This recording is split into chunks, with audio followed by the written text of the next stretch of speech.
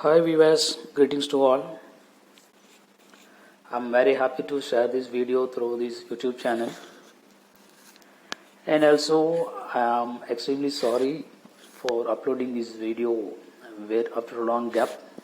Okay, but anyhow, we will complete all the chapters and also all the concepts and topics through this YouTube channel. Right. Today in this video, electrostatics 10th part, what we are going to discuss. Already in the 9th part of electrostatics, we have discussed about electric flux and Gauss law. Did you remember? In this video, part 10, what we are going to discuss? We are going to discuss about the applications of Gauss law. Before going to enter this concept, you have to remember, from this concept, we can expect one 3-mark question and also nearly 4 1-mark questions may be asked. So, possibilities 4 1-mark questions and 1 3-mark question. Sometimes, suppose if you are having the better luck, you can expect the 5-mark section. They will ask, define or state Gauss law and explain with one example for the applications of Gauss law. Okay, like that we can expect the question. But maximum, more than 80%, we can expect the 3-mark question. There are 4 applications are there by using the Gauss law. How we can find out the electric field due to the infinite charged wire using Gauss law, and also electric field due to plane sheet of surface charge density by using Gauss law. And third application is electric field due to the 2 parallel plane charged sheet. And fourth application is nothing but electric field due to the charged spherical cell. So for these 4 applications, any one of them can be expected in the 3-mark part. Otherwise, in 5-mark question, they will mention state Gauss law, applying Gauss law, obtain an expression for the electric field due to infinite long charged wire or infinite charged wire. Okay. Among that 4 applications, in this video we are going to discuss the first part, that is nothing but electric field due to infinite long charged wire using Gauss law. Right. In the previous video, what we have discussed, one is electric flux and electric field. Okay. What is meant by electric flux? The number of electric lines of force passing through the given area. Right. What is Gauss law? The total amount of electric field or total amount of electric flux over any closed surface of electric field E is equal to Q by epsilon naught. For these two concepts, already we have discussed the formula in the previous video. To find out the flux, we have the formula pi is equal to closed integral E dot ds cos theta. Okay, this is the formula for electric flux. Then, what is the formula for Gauss law? The total flux is equal to pi is equal to Q by epsilon naught. Otherwise, we may have the formula in our textbook, capital Q. That is also correct. So these are the 2 formula we are going to apply in these applications of Gauss law. Okay, right. In the first case, we are going to discuss about electric field due to infinitely long charged wire. Okay, So to understand the concept, we can see this diagram. Okay, in this diagram, we can see that there is a infinite long charged wire is there. Okay, then it has a positive linear charge density. Okay, it is represented here in this diagram at the center, positive. What about the direction of electric field due to the positive charge? It is always directly outwards. Directly outwards means on either side it can produce the electric field radially outwards. Now, how can we find out the electric field due to the infinite long charged wire? Okay, so in this page I have written the assumption or the consideration. Let us consider an infinite long straight wire having uniform linear charge density. So what is meant by linear charge density? Linear charge density already we have discussed in the previous videos. That is nothing but lambda is equal to Q by L, charge per unit length. Okay, it will be applicable in the long straight wire or long straight conductor, linear. If it is representing the length, we can use this linear charge density. Okay, right.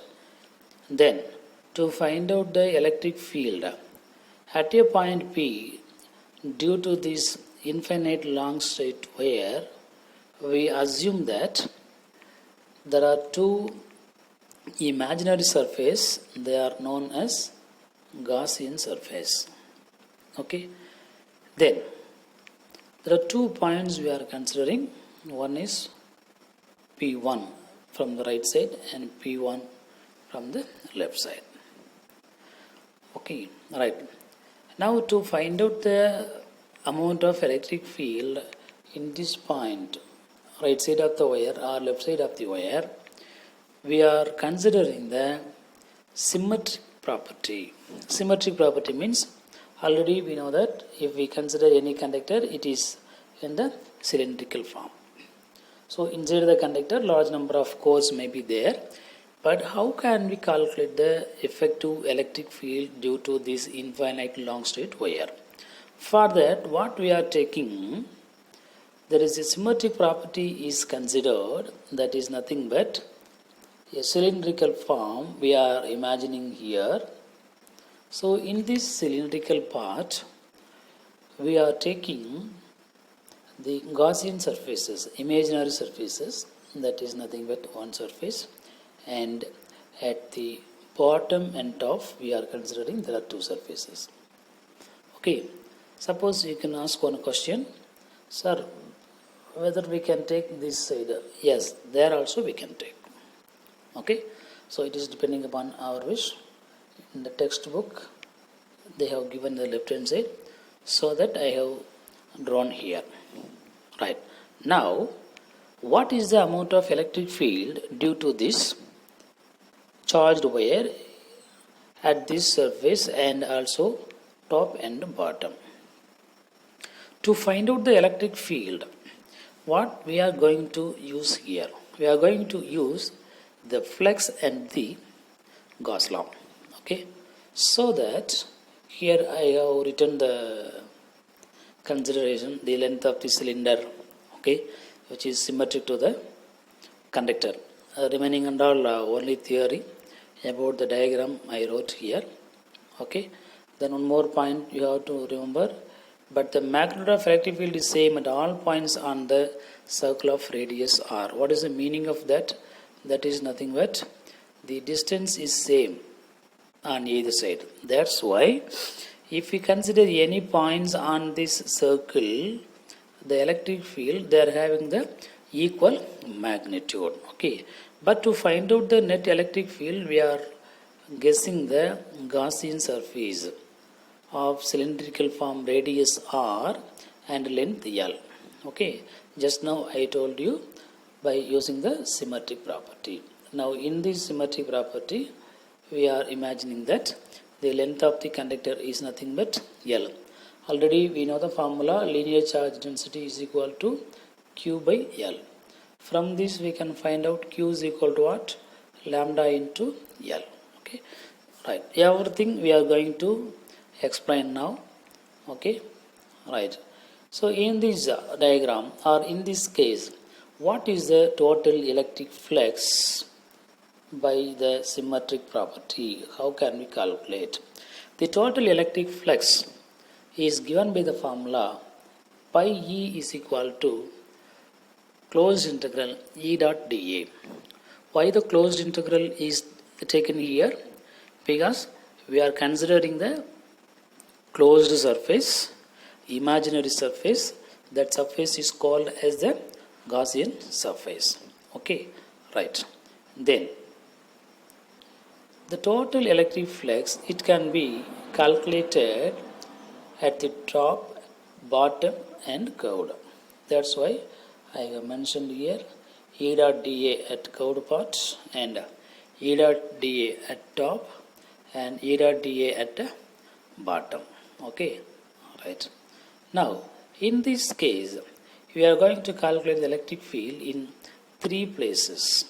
Okay, so here you can see that at the curved part, what about the direction of electric field? The direction of electric field is radially outwards on either sides. It's right? Yes. Suppose if you are consider the Gaussian surface here also electric field, it will act along this direction. Then one more concept we have studied in the previous cases, that is nothing but area vector. What is meant by area vector? Area vector is equal to the normal which is drawn to the particular surface. Okay, so normal means it is also along the same direction. Then what about the angle between E and area vector? Okay, why? Because the electric flux is given by the formula.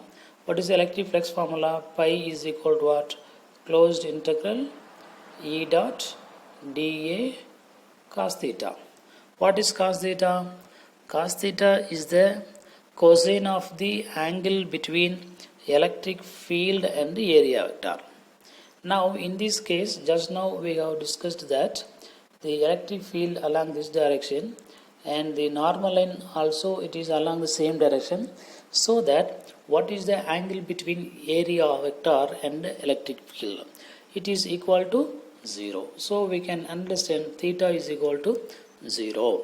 Okay, so definitely electric field will be there. Electric field will be there at the curved part. Now, what about the electric field at the top? Here we have to understand pi is equal to closed integral E dot ds cos theta.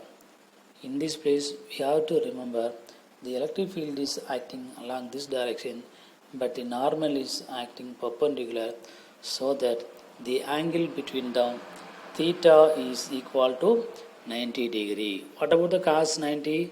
Cos 90 is equal to 0, so that here we can write E dot ds cos 90. Cos 90 is 0, so anything into 0 is equal to 0, so that there is no electric field at the bottom as well as at the top. Are you clear? So that there is no electric field at the top and bottom, but the electric field it will be there on the curved part. Are you clear now? Now in this diagram we have to understand that the electric field is going to be calculated at three surfaces. One is the surface at the curved part, another is surface at the top, another is surface at the bottom. Okay, just now we clear that at the top and bottom electric flux value is equal to 0. If flux is 0 means field will be 0. So only the curved part electric field will be there. Okay, right. Now we can find out how the electric field can be calculated at the curved parts. Okay, here I have explained clearly for the curved part or curved surface of the cylinder, the electric field E and area vector A are parallel to each other, so that the angle between them is equal to 0. Okay, then the magnitude of electric flux will be given by pi is equal to closed integral E dot dA cos 0. What is cos 0? Cos 0 value is equal to 1. Cos 0 value is equal to 1 means, what about the net flux? Net flux is given by pi E is equal to E dot dA. Okay, right. Then what is the integral dA? Value of integral dA. Here we imagine that there is a cylinder we consider. In this cylinder, at the curved part, we are taking one area. What is the area of the curved part of the cylinder? That we have to know. Okay, that is represented here. Okay, in this page you can understand that the total area of the curved part of the cylinder is given by 2 pi RL. So that instead of integral dA, we are using 2 pi RL. Then what will be the equation? Pi is equal to E into 2 pi RL. Let us consider this is the equation number 1. So purely we have applied the electric flux formula. Then what is the next we are going to use? Gauss law. What is Gauss law? Gauss law is the total electric flux of the electric field over any closed surface is equal to 1 by epsilon naught times the net charge. Okay, that is given by Q net by epsilon naught. Otherwise we can write 1 by epsilon into Q net. That is 1 by epsilon naught times the net charge. Okay, right. Now we can calculate the net charge because epsilon naught is the constant. What is net charge? Net charge already we have the formula. Okay, right. Now if we compare this equation number 1 and 2, instead of pi E, we are using the equation number 2. So that in the third equation we can get Q net is equal to, Q net by epsilon is equal to E into 2 pi RL. Here E is constant, no problem. 2 numerical constant, pi constant, R is radius, it is constant.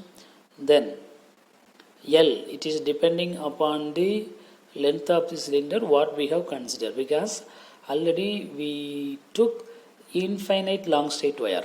Okay, so that the length, depending upon the length what we are assuming, the electric field can be changed. Here the permittivity of free space, it is also 0. Then what is the value of Q? We don't know. To find out the value of Q naught or Q net, we are using the linear charge density formula. Okay, right. In this case, we can understand that the net charge can be calculated by using the linear charge density. What is the linear charge density formula? Lambda is equal to Q by L. So by the cross multiplication, we can find out Q is equal to lambda into L. Okay, then we are going to substitute the value of Q in this Q net. So that in the next step we have obtained lambda L by epsilon naught is equal to E into 2 pi RL. L will be cancelled. Okay, it is common on both sides. Then what will be in left hand side? Lambda by epsilon naught is there. In right hand side, E into 2 pi R is there. Then we are going to find our aim is to find the value of electric field only. So this 2 pi R, it is brought to the left hand side. So that in the next equation we can write lambda by epsilon naught is equal to E into 2 pi R. Otherwise E can be given by the formula lambda by 2 pi R epsilon naught. Okay, this equation number 5 is the electric field due to the infinite long straight wire. Then what is the electric field at the top and bottom? Already I have explained. In this PDF format I wrote the concept. At the top and bottom surface of the cylinder, the electric field is exactly normal, that is perpendicular to the area vector. So that what is the angle between them? Angle between electric field and the area vector is equal to 90 degree. What is the value of cos 90? Is equal to 0. So that the flux value, it will be equal to 0. It is given in this page.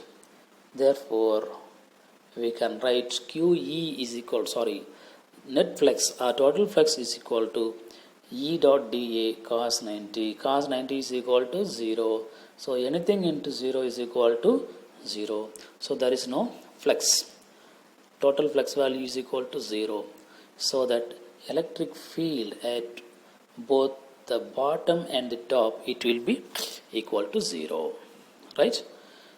Then what are the inferences we have to remember in this case? Okay? Right. From the equation number, or from the equation of electric field due to infinite long straight wire, this is that equation, we can see that E is inversely proportional to Ry because 2 pi epsilon naught is the constant value. Only depending upon the distance where the point is taken, the electric field, it will be varied. Okay, so that we can write E is inversely proportional to R, or E is proportional to R inverse or R power minus. This is one more question. Then what is the next? Next, second point is nothing but if the linear charge density is greater than 0, that is nothing but plus 1, plus 2, plus 3, if it is going on means, then the electric field, it is radially or perpendicularly outwards from the wire. Suppose the linear charge density is less than 0, then the electric field points perpendicularly inwards. Okay. Then what is the vector form of the electric field due to the infinite long straight wire? Just we are representing the vector form, and equation is multiplied with a unit vector. This unit vector, it is only the representation of vector form, and it represents the direction of electric field. Then one more thing I wrote here is the vector form of electric field. This is valid only infinite long charged wire. Okay, for a charged wire of finite length, for infinite length, this is okay. Suppose the finite length, if the length of the conductor is well known, then the electric field need not to be radially at all points. It may be in different directions. Okay, right. For infinite length charged wire, or for infinite length of charged wire is taken approximately true around the midpoint of the wire and far away from the both ends, so that this electric field due to the infinite long straight wire, where E is equal to 1 by 2 pi epsilon naught R, is not same at all the points. Okay, it is only the approximate value of the electric field. That's why in the last point I have given for infinite length, for infinite length of charged wire is taken approximately true around the midpoint of wire and far away from the both ends of the wire. If the distance is very less means it is not exactly true. That is the fourth point. Okay, so from this topic we can expect definitely 3 mark question. Otherwise in the last page I have given here inferences, from that we can expect any 1 mark questions. Are you clear? You just work out all these derivations, because in your textbook you cannot see these much steps.